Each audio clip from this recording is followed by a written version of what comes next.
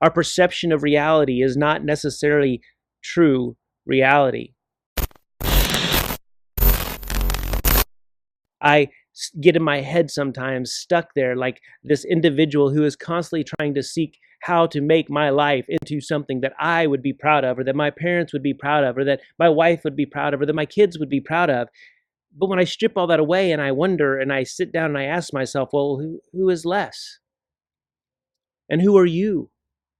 And at the end of the day, what's beautiful about this is that we are the essence of God living and breathing. With every breath, we contain that essence of creation.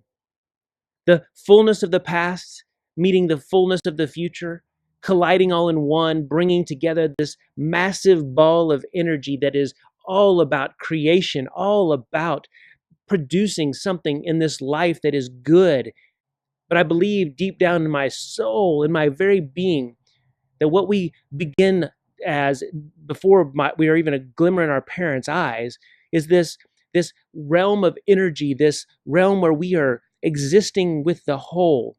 We're as infinite inward as we are outward. I believe that the existence of energy, the field of the spirit living where we are all one, is a collective spirit. It's not one that I have an identity outside of. It's one that I have completely and wholly been identified.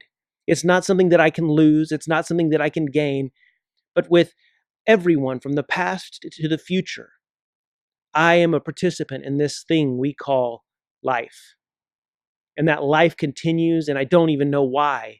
But for some reason, somehow, that we've been placed here in this space in order to live into the truth of who we can be as a collective whole and not as some individual who's trying to raise himself up above the rest of humanity. You see, I don't seek to be anything more than what I can be in healing love for those that come into my life.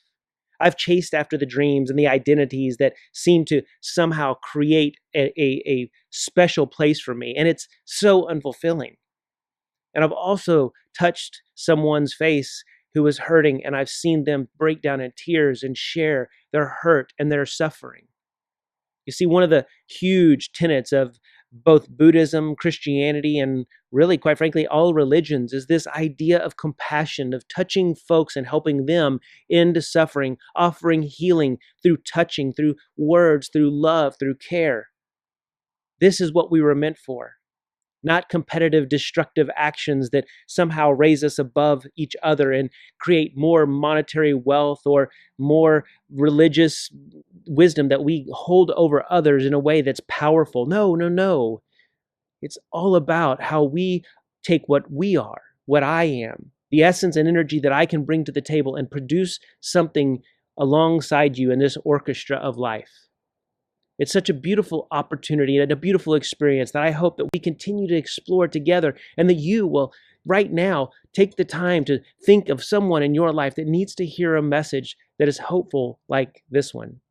That you will begin to explore in your life, who is it that you can begin offering healing to? That we can begin to share in that collective experience of growing more unified as people who are now globalized across the world, being introduced to all sorts of new ideas and new beliefs. This is our opportunity now. As we expand, like the universe expands, we are given more and more opportunities to create exciting new things. Remember, you are defined only in light of a much larger self. It is a divine self. It's a beautiful self that where only the spirit of wind and the breath of life reside.